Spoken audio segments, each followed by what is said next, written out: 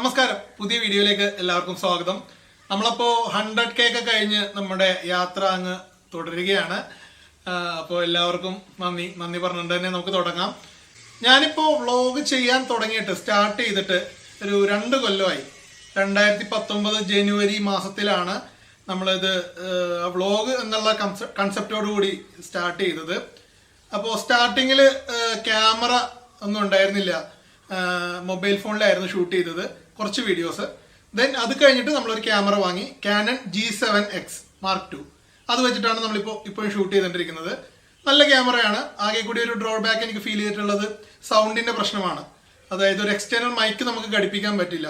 പിന്നെ പുറത്തൊക്കെ പോയിട്ടുണ്ടെങ്കിൽ ഭയങ്കരമായിട്ട് സൗണ്ട്, എന്താ പറയാ, കാറ്റിന്റെയും അങ്ങനെയുള്ള കാര്യങ്ങളൊക്കെ ശരിക്ക് ക്യാപ്ചർ ചെയ്യും. അപ്പം അതുകൊണ്ട് അങ്ങനെയുള്ള ഒരു ഇഷ്യൂ മാത്രം ഒരു ഡ്രോബാക്ക് ആയിട്ട് എനിക്ക് ഇതുവരെ ഫീൽ ചെയ്തിട്ടുള്ളൂ. അല്ലാണ്ട് വേറെ കുഴപ്പമൊന്നുമില്ല. ഇപ്പോഴും നല്ല രീതിയിൽ നമ്മൾ യൂസ് ചെയ്യുന്നുണ്ട്. അപ്പോൾ ഈ നമ്മൾ ഏകദേശം 2 കൊല്ലമായി. ഇപ്പോൾ 2 കൊല്ലമായി കഴിഞ്ഞപ്പോഴാണ് നമ്മൾ ഒരു ക്യാമറയും കൂടി വാങ്ങുക, അല്ലെങ്കിൽ ക്യാമറ ഒന്ന് അപ്ഗ്രേഡ് ചെയ്യുക എന്നുള്ളൊരു തീരുമാനത്തിലേക്ക് എത്തിയത്. അപ്പം ഞാൻ ഏത് ക്യാമറ ഇനി എടുക്കണം എന്നുള്ള ആലോചന അങ്ങ് ഓവറായിട്ടൊന്നും ഉണ്ടായിരുന്നില്ല. എന്ന് വെച്ചാൽ എനിക്ക് ഇനിയൊരു ക്യാമറ, രണ്ടാമതൊരു ക്യാമറ എടുക്കണമെന്നുണ്ടെങ്കിൽ എന്തായാലും GoPro തന്നെ എടുക്കണമെന്നായിരുന്നു എൻ്റെ ഒരു മുന്നേ ഉള്ളൊരു ആഗ്രഹം. അപ്പോൾ അതുപോലെ തന്നെ ഇപ്പോൾ റീസെൻ്റ്ലി ഇറങ്ങിയ GoPro 9, കഴിഞ്ഞ ദിവസം GoPro 9 ഞാൻ പോയി എടുത്തു. GoPro 9 ഇത് എറണാകുളത്തുള്ള വി ട്രേഡേഴ്സിൽ നിന്നാണ് ഞാൻ എടുത്തത്. ഞാൻ പല സ്ഥലത്തും ഇതിന്റെ പ്രൈസ് കാര്യങ്ങളൊക്കെ ചോദിച്ചു. GoPro 9 യൂസ് ചെയ്യുന്ന ആൾക്കാരോടൊക്കെ ഇതിന്റെ ഇത് ചോദിച്ചു, റിവ്യൂസ് എങ്ങനെയുണ്ടെന്നൊക്കെ ചോദിച്ചു.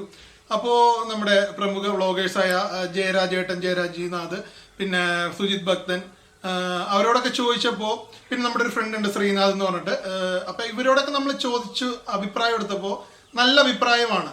നെഗറ്റീവുകളായിട്ടൊന്നും പറയുന്നില്ല, നല്ല അഭിപ്രായമാണ്. തീർച്ചയായിട്ടും GoPro എടുക്കുന്നുണ്ടെങ്കിൽ 9 തന്നെ എടുത്തോളൂ എന്നുള്ളൊരു അഭിപ്രായമാണ് അവരുടെ അടുത്തുനിന്ന് കിട്ടിയ സജഷനാണ് നമുക്ക് അവരുടെ അടുത്ത് കിട്ടിയത്. അതുകൊണ്ട് തന്നെയാണ് അവരുടെ ആ വാക്ക് വിശ്വസിച്ചുകൊണ്ട് തന്നെയാണ് നമ്മളിപ്പോൾ GoPro 9 എടുത്തിരിക്കുന്നത്. എടുക്കുന്നതിന് മുമ്പായിട്ട് ഞാൻ ഇതിന്റെ പ്രൈസും കാര്യങ്ങളൊക്കെ പല സ്ഥലത്തും സെർച്ച് ചെയ്തു. ആമസോണിൽ ഒരു 39,000, ഏകദേശം 40 രൂപയ്ക്ക് ഇത് അവൈലബിൾ ആണ്. അല്ലാതെയുള്ള പുറത്തുള്ള സ്ഥലങ്ങളിലൊക്കെ 45 രൂപ, 46 രൂപ, ആ റേഞ്ചിലാണ്. ഞാൻ മിക്ക ക്യാമറ ഷോറൂമുകളിലൊക്കെ വിളിച്ച് ചോദിച്ചു, 45 രൂപയാണ്. പിന്നെ ഫ്ലിപ്കാർട്ടിൽ 43 രൂപയാണുള്ളത്. അങ്ങനെ അങ്ങനെ ചിരിക്കുമ്പോഴാണ്, അങ്ങനെ പുറത്തുള്ള കടകളിൽ നമ്മളിങ്ങനെ വില വിവരങ്ങളും കാര്യങ്ങളൊക്കെ അന്വേഷിച്ചിരിക്കുമ്പോഴാണ് വി ട്രേഡേഴ്സിൽ വിളിച്ചപ്പോൾ 42 നമുക്ക് തരാമെന്ന് പറഞ്ഞത്. 45 ആണ് ശരിക്കും, പക്ഷെ അവരിപ്പോൾ കൊടുക്കുന്നത് 42-നാണ്, ഡിസ്കൗണ്ടഡ് പ്രൈസിനാണ്. അങ്ങനെ ഞാൻ നേരെ വി ട്രേഡേഴ്സിൽ പോയി അവിടെ നിന്ന് കഴിഞ്ഞ ദിവസം ക്യാമറ കയ്യോടെ വാങ്ങി 42,000 രൂപയ്ക്ക്. ആമസോണിൽ നിന്ന് എടുക്കാൻ ഞാൻ വേറൊന്നുമല്ല, കുറച്ച് ആൾക്കാരൊക്കെ അതിൽ നെഗറ്റീവ് റിവ്യൂ പറയുന്നത് കേട്ടു. ഇത് ക്യാമറ ഫ്രഷ് പീസ് ആണെന്നൊരു ഡൗട്ടൊക്കെ പറയുന്നത് കേട്ടു. എനിവേ അത് ചിലപ്പോൾ അവർക്ക് കിട്ടിയ പീസിന്റെ പ്രശ്നമായിരിക്കും. എന്തായാലും എനിക്കതൊരു റിസ്ക് എടുക്കാൻ തോന്നിയില്ല. 40 രൂപയ്ക്ക് അത് കിട്ടുമോ എന്നുള്ളൊരു പേടിയുണ്ടായിരുന്നു, അതുകൊണ്ടാണ്. അപ്പോൾ ഇതെന്തായാലും വിശ്വസിച്ച് നമുക്ക് എടുക്കാം, കുഴപ്പമില്ല. 42,000 രൂപയ്ക്കാണ് നമുക്ക് കിട്ടിയത്. അപ്പോൾ GoPro 9 ബ്ലാക്ക്. അപ്പോൾ നമുക്ക് ഇതൊന്ന് അൺബോക്സ് ചെയ്ത് നോക്കാം. ഓൾറെഡി അൺബോക്സിംഗ് ഒക്കെ അവിടെ വെച്ച് തന്നെ കഴിഞ്ഞു. അവരത് ഇതൊക്കെ കാണിച്ചു തന്നു, ഇതിൻ്റെ എങ്ങനെയാണ് കാര്യങ്ങൾ, സെറ്റിങ്സ് എന്നൊക്കെ. എന്ന് വെച്ചിട്ടുണ്ടെങ്കിൽ ഞാൻ GoPro അങ്ങനെ യൂസ് ചെയ്തിട്ടില്ല, ഫസ്റ്റ് ടൈമാണ് നമ്മൾ GoPro യൂസ് ചെയ്യുന്നത്. ഇതിനു മുമ്പ് സുജിത്തിന്റെ GoPro Hero 8 ജസ്റ്റ് 1-2 ക്ലിപ്സ് ഒക്കെ ഇങ്ങനെ ഷൂട്ട് ചെയ്തിട്ടുണ്ടെന്നല്ലാണ്ട് എനിക്ക് GoPro ആയിട്ട് ഒരു എക്സ്പീരിയൻസ് എനിക്ക് കുറവാണ്. അപ്പം എന്തായാലും ഇത് നമുക്ക് ഒന്നുകൂടി നിങ്ങൾക്ക് വേണ്ടി ഞാൻ ഒന്നുകൂടി അൺബോക്സ് ചെയ്യുകയാണ്.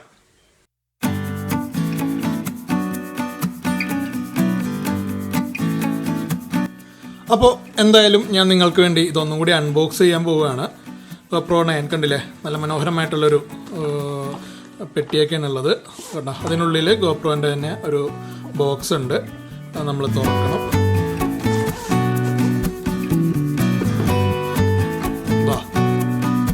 ഇതാണ് നമ്മളുടെ GoPro 9. എനിക്ക് തോന്നുന്നു GoPro 8-നെയും 7-നെയൊക്കെ അപേക്ഷിച്ച് കുറച്ചും കൂടി വലിപ്പമുണ്ട് തോന്നുന്നു GoPro 9-ന്. പിന്നെ പ്രധാനപ്പെട്ട ഒരു പ്രത്യേകത എന്ന് വെച്ചിട്ടുണ്ടെങ്കിൽ ഈ ഫ്രണ്ടിലുള്ള ഡിസ്പ്ലേ ആണ്. നമുക്ക് സെൽഫി വീഡിയോ വ്ളോഗ് എടുക്കുമ്പോൾ ഈ ഫ്രണ്ടിലുള്ള ഡിസ്പ്ലേ നമുക്കത് ഹെൽപ്ഫുള്ളാകും. മറ്റ് ഇതിന് മുന്നത്തെ GoProകളിലൊന്നും അതില്ല. അത് മെയിനായിട്ട് ഇതിൽ എടുത്തു പറയേണ്ട ഒരു കാര്യം, ഞാനും ഈ പറഞ്ഞ GoPro 9 എടുക്കാനുള്ള ഒരു പ്രധാനപ്പെട്ട ഒരു കാര്യം ഇത് തന്നെയാണ്. പിന്നെ ഇതിൽ 5K മോഡ് ഉണ്ട്, അങ്ങനെയുള്ള കുറേ സംഭവങ്ങളൊക്കെ ഉണ്ട്. അപ്പോൾ ഇതിൽ ബാറ്ററിയും കാര്യങ്ങളൊക്കെ നമ്മൾ ഇന്നലെ തന്നെ ഇട്ട് വെച്ചിട്ടുണ്ട്. അപ്പോൾ നമുക്ക് ഇതൊന്ന് സ്റ്റാർട്ട് ചെയ്ത് നോക്കാം. ഓണാക്കി നോക്കാം. ഇവിടെയാണ് പവർ മോഡ്. കണ്ടില്ല, ഞാൻ നേരത്തെ പറഞ്ഞില്ലേ ഫ്രണ്ടിലെ ഡിസ്പ്ലേ എന്നതാ, അതാണ് നമ്മുടെ ഫ്രണ്ട് ഡിസ്പ്ലേയും കൂടി നമുക്ക് കാണാൻ പറ്റുന്നു. ഇങ്ങനെയുള്ള കുറേ കാര്യങ്ങളുണ്ട്. ഇതിൽ പ്രത്യേകിച്ച് ഞാൻ റിവ്യൂ ഒന്നും പറയുന്നില്ല. എന്ന് വെച്ചാൽ റിവ്യൂ പറയാനായിട്ട് എനിക്ക് അത്ര വലിയ ഇതിനെക്കുറിച്ചുള്ള അധികം നോളജൊന്നുമില്ല. റിവ്യൂസൊക്കെ നിങ്ങൾ മറ്റുള്ള ചാനലുകളൊക്കെ കണ്ടോളുക. ഞാൻ ജസ്റ്റ് ഇതൊന്ന് അൺബോക്സ് ചെയ്ത് നോക്കുകയാണെന്ന് മാത്രമേ ഉള്ളൂ. നമ്മുടെ മെമ്മറി കാർഡും ബാറ്ററിയൊക്കെ അതാ ഈ ഭാഗത്താണുള്ളത്. അപ്പോൾ ഇങ്ങനെ തുറക്കണം. നമ്മൾ ഇത് ഇങ്ങോട്ട് വലിച്ചിട്ട് ജസ്റ്റ് പൊട്ടിവിടുക. ഇതാണ് നമ്മുടെ ബാറ്ററി.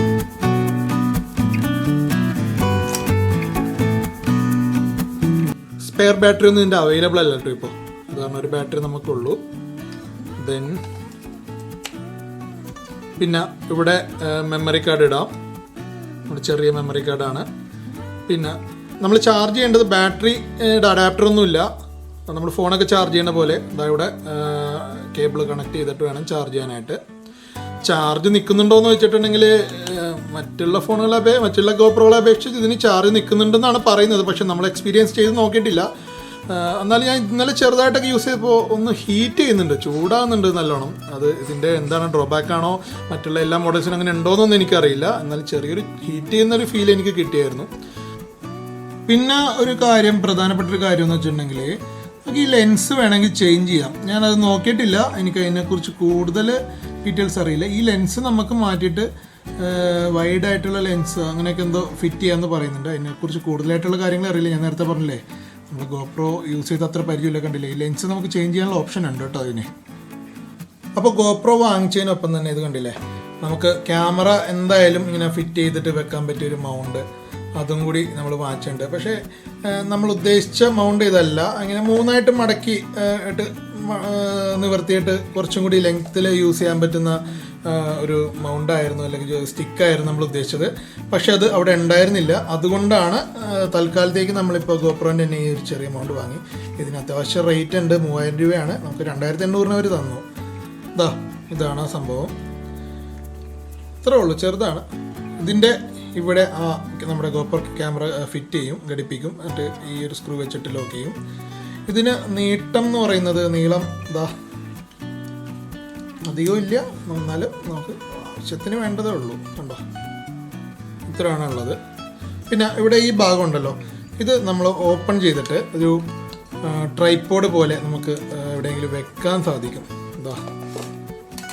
ഇങ്ങനെ ഇവിടെ ക്യാമറയുടെ അടിവശത്തായിട്ട് 2 സംഭവങ്ങളുണ്ട്. അത് ഇതിങ്ങനെ നീർത്തിയിട്ടുണ്ടെങ്കിൽ കണ്ടില്ലേ, താഴെ ഈ സ്റ്റിക്ക് നമുക്കത് സ്ക്രൂ ഇട്ട് മുറുക്കി സെറ്റ് ചെയ്യാൻ പറ്റും. ഇതിനിടയിൽ കൂടിയാണ്. അത് ഞാൻ കാണിച്ചു തരാം. കണ്ടില്ലേ, നമുക്ക് ഇങ്ങനെ യൂസ് ചെയ്യാം, ഇങ്ങനെ പിടിക്കാൻ പറ്റും. അത്യാവശ്യം വലിയ കുഴപ്പമില്ലാത്ത രീതിയിൽ നമുക്ക് പിടിക്കാൻ പറ്റും. ഇത്ര നീട്ടമുണ്ട്.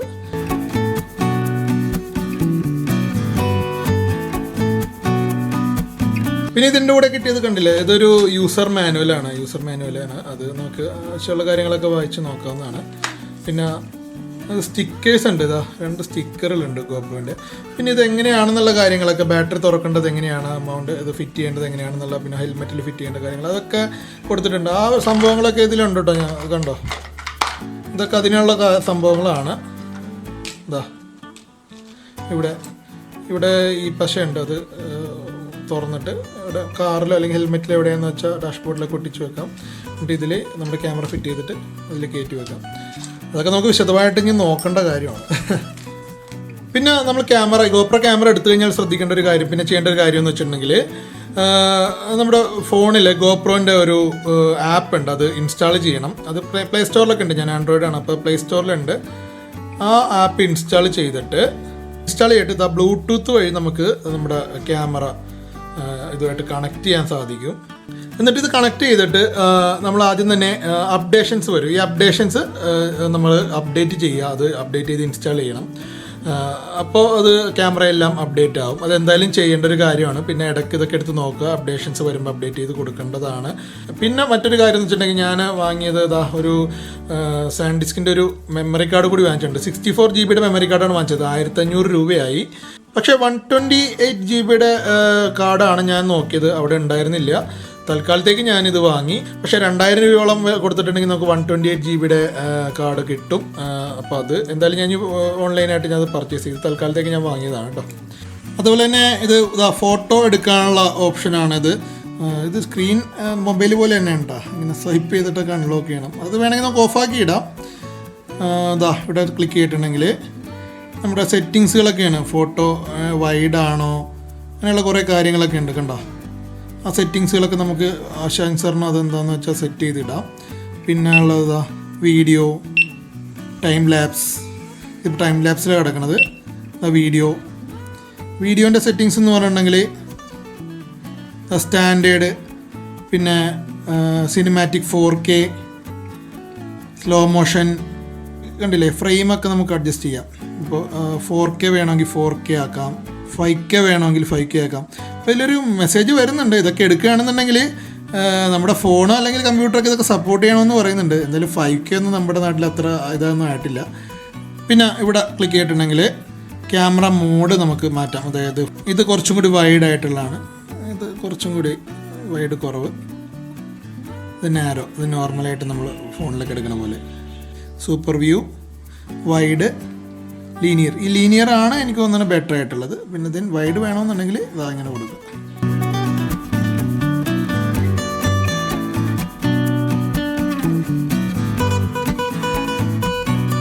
ഇപ്പോൾ നിങ്ങൾ കാണുന്നത് നമ്മുടെ പുതിയ GoPro 9 വെച്ചിട്ടുള്ള വിഷ്വൽസ് ആണ്. എങ്ങനെയുണ്ട്, കൊള്ളാവോ? ഞാൻ ഒന്ന് ജസ്റ്റ് നടന്നൊക്കെ കാണിക്കാം. നമ്മളിതുപോലെ വ്ളോഗ് ചെയ്യുമ്പോൾ ഞാനിപ്പോൾ ഫ്രണ്ട് ക്യാമറ നോക്കിയിട്ടാണ് കേട്ടോ സംസാരിക്കുന്നത്. ഫ്രണ്ട് ക്യാമറ അല്ല, ഫ്രണ്ടിലെ ഡിസ്പ്ലേ നോക്കിയിട്ടാണ്, സെൽഫി മോഡിലാണ് ഞാൻ സംസാരിക്കുന്നത്. ഇത് കൂടുതൽ നമ്മൾ ഇനിയിപ്പോൾ വീഡിയോ ചെയ്ത് എക്സ്പീരിയൻസ് ആയാലും ഇതിൻ്റെ ബാക്കി കാര്യങ്ങളൊക്കെ നമുക്ക് അറിയാൻ പറ്റുള്ളൂ.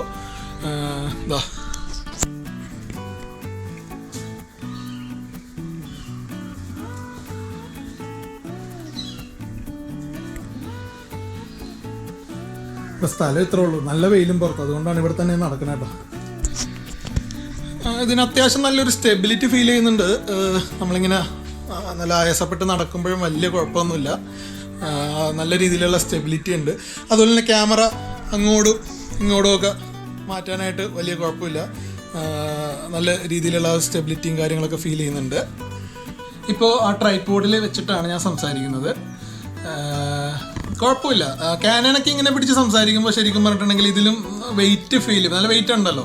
അപ്പോൾ കൈ പെട്ടെന്ന് കൂടുതൽ നേരം ഇങ്ങനെ പിടിക്കുമ്പോൾ കൈ ഒന്ന് ചെറിയൊരു ഭാരം ഫീൽ ചെയ്യും. ഇത് കുഴപ്പമില്ല, ഇത് അത്ര കുഴപ്പമില്ല. ഇപ്പോൾ നമുക്കിങ്ങനെ ആയാസപ്പെട്ടുണ്ടായിരുന്നു ഇങ്ങനെ നടക്കാം. കണ്ടില്ലേ, ഇത് നമ്മൾ അത്യാവശ്യം വൈഡിട്ട് എടുത്തിരിക്കുന്നുണ്ടോ, ഒരു ഫിഷായി സെറ്റപ്പാണ്, വൈഡിട്ട് എടുക്കുന്നുണ്ടോ.